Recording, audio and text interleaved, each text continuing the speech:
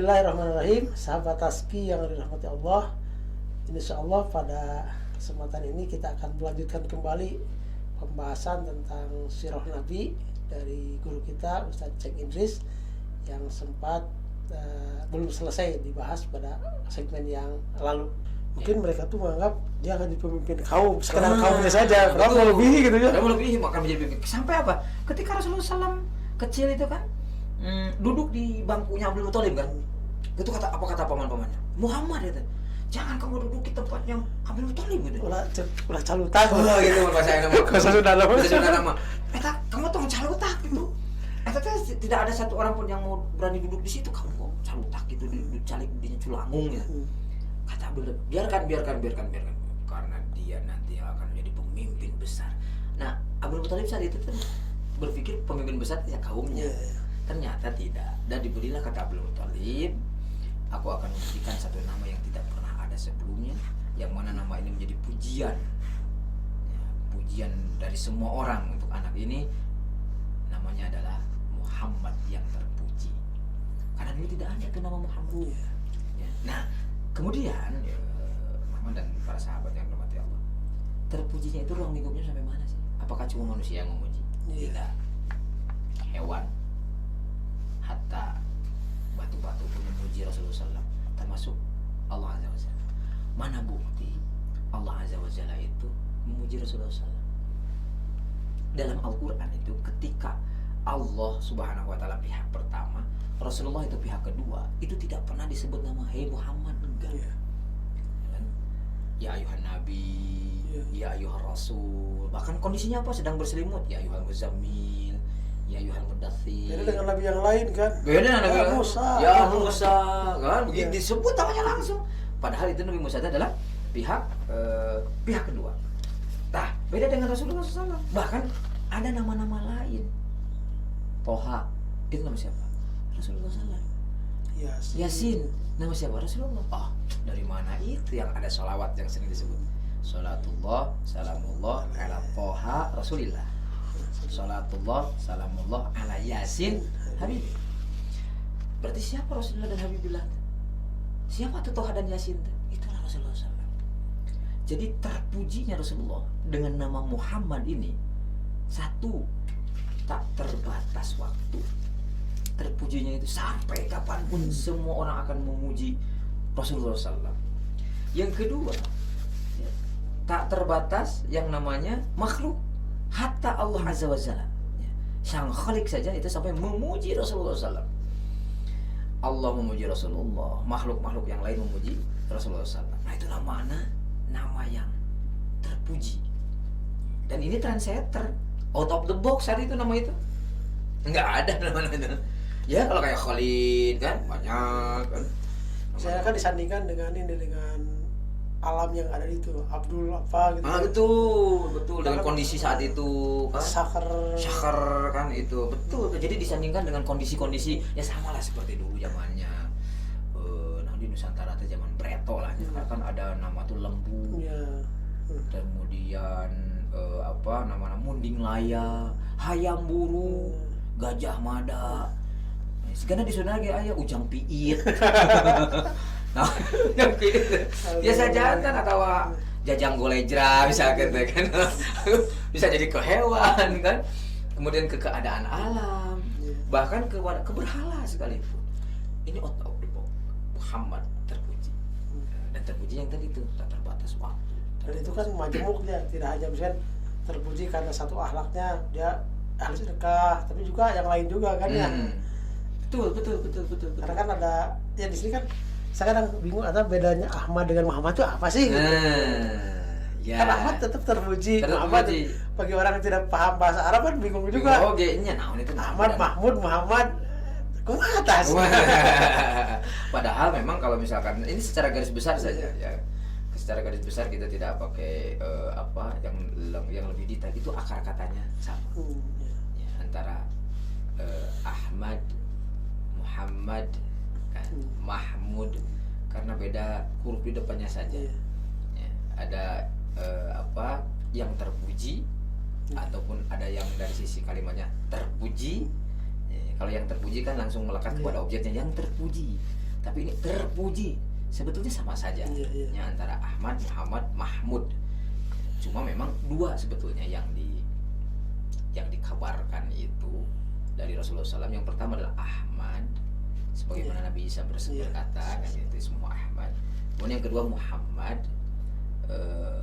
yang mana Muhammad ini adalah keluar dari lisannya Abdul Muthalib, ya, karena memberi nama Rasulullah SAW.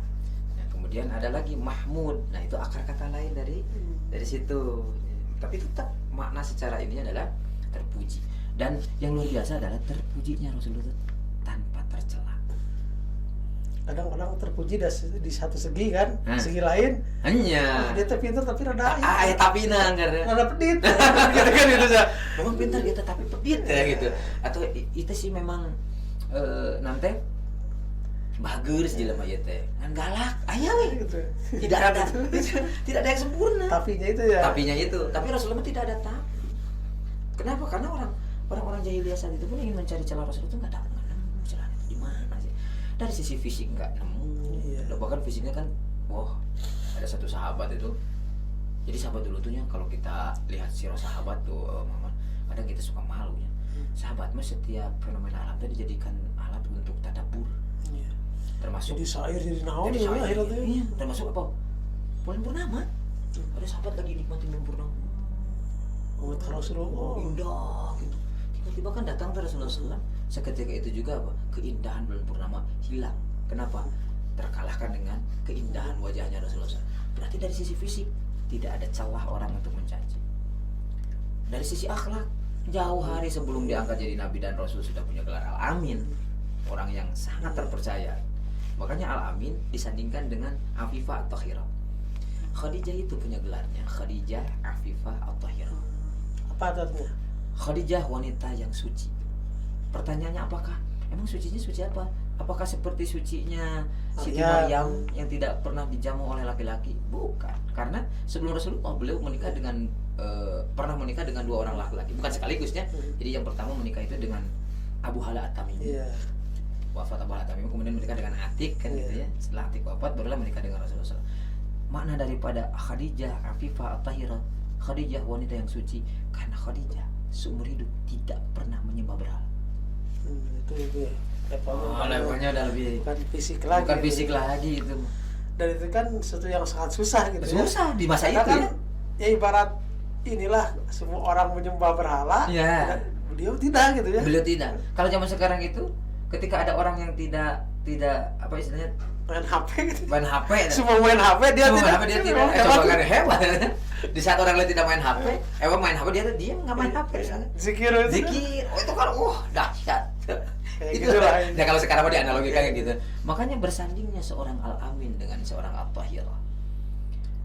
Rasulullah SAW yang Al-Amin bersanding dengan Khadijah Afifah At-Tahirah ini itu menjadikan sesuatu yang luar biasa. Nah, tidak ada celah sedikit pun. Termasuk jodohnya Rasulullah. Wanita-wanita yang dijodohkan dengan Rasulullah oleh Allah Azza wa Jalla tidak ada cacat sama sekali. Tidak ada celah sama sekali. Itulah hebatnya Allah Azza wa Jalla ketika menjadikan Muhammad ini terpuji dari segala sisi dan tidak ada satupun yang bisa masuk celah manapun untuk mencela keterpujian ini. Bahkan kan sahabat-sahabat yang dipilihkan juga kan orang terdekatnya siapa. Betul. Itu orang terdekatnya siapa. Kemudian ini yang menarik itu. Ya ini boleh juga nih jadi meskipun mungkin keluar dari nama Rasulullah saja. Rasulullah itu kan dulu mau hijrah tuh. Iya. Ketika hijrah kan ada Abu Bakar yang As-Siddiq, ada Umar yang Al-Faruq, gagah perkasa, bahkan setan juga takut dengan Umar. Ada Utsman yang kaya raya, ada Ali yang sangat muda saat itu, tenaganya masih kuat cerdas. Tapi Rasulullah ketika hijrah, kenapa pilihnya teh Abu Bakar? Karena kan untuk itu fisik lebih milih Umar harusnya kan. Jadi misalkan ada yang ngejar kan? Ada yang ngejar kayak mau di bola kata naon main misalkan gitu. Apa kamu lari kan? Atau kenapa tidak milih Utsman yang bisa memfasilitasi dari sisi ya kan kita kalau mau pergi dengan orang kaya, santai lah gitu. Kan kita mah kan kalau puntennya kita manusia lah. Agak tenang itu kalau berangkat dengan orang yang kuat. Entah itu dari sisi positioning atau yang kedua berangkat dengan orang yang kaya. Minimal beteng itu kelaparan kan gitunya. Tapi pertanyaan kenapa yang dipilih adalah Abu Bakar? Karena satu, Abu Bakar punya gelar As-Siddiq. yang benar, yang membenarkan. Iya. Jadi kalau sahabat ini ingin mencari sahabat yang yang mencari sama-sama mencari ridha Allah, carilah dari sekian banyak sahabat itu yang mengajarkan kebaikan, mengajarkan salah satu hikmahnya itu, menunjukkan mana yang benar. Nah, jadi kalau kemana nih mau ke sana, pertama jangan. Kenapa? Saya juga dapat informasi sih sertifikat kehalalan itu asal belum dapat restoran itu. Itu kan menunjukkan kepada benar. Nah, cari itu sahabat itu.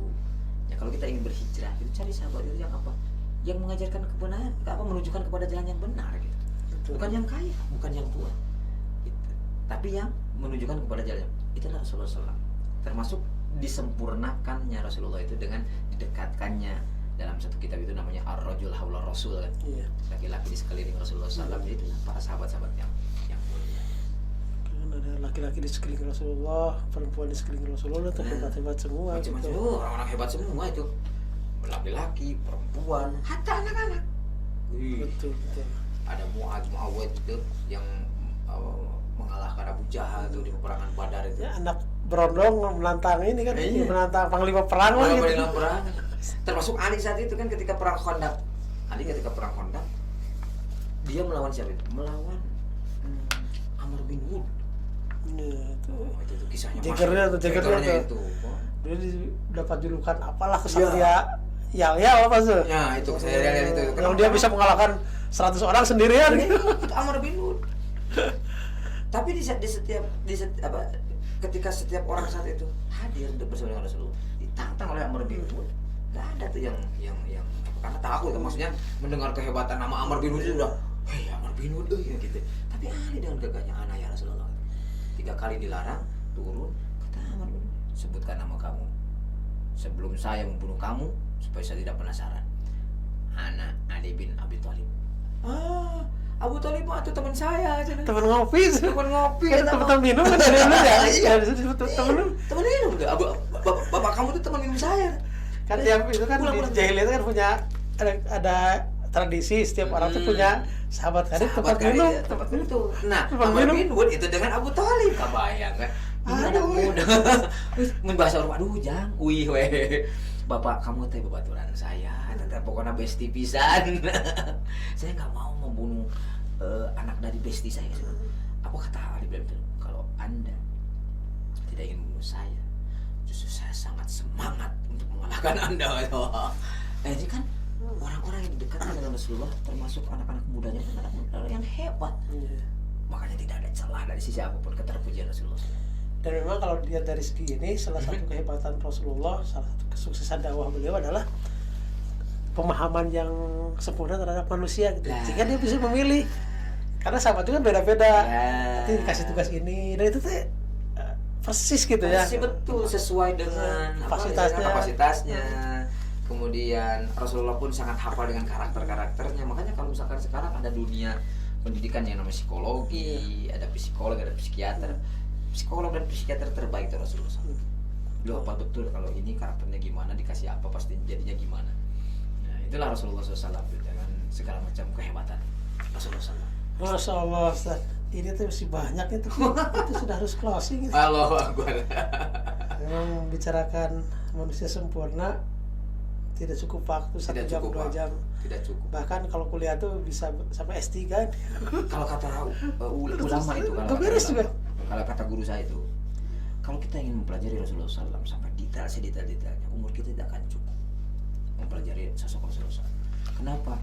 Karena di dalam sirah itu ketika dibahas per kejadian, dibedah per hikmah. Itu hikmahnya yang lebih banyak daripada kejadiannya. Kejadian orang bisa paham, tahu semua lah ya, kan. Cuman kan dari hikmah itu. Nah, hikmah ini kan. Apalagi beda ulama beda mentafsirkan hikmah. Wah, itu Masya Allah. Alhamdulillah, ini pembahasan yang luar biasa. Mudah-mudahan pada kesempatan berikutnya kita bisa membahas lagi tentang Rasulullah dan bagaimananya, sehingga kita semakin kenal, semakin cinta, dan semakin termotivasi untuk meneladaninya. Amin. Nah, sahabat Tazkirah Rahmati Allah, alhamdulillah untuk segmen kali ini kita cukupkan. Mudah-mudahan Allah Subhanahu wa taala mempertemukan kita pada segmen berikut dengan pembahasan yang lebih menarik. Kita tutup dengan alhamdulillahirabbil alamin. Subhanakallahumma wa bihamdika asyhadu an la ilaha illa anta astaghfiruka wa atubu ilaik. Assalamualaikum warahmatullahi wabarakatuh. Waalaikumsalam warahmatullahi wabarakatuh.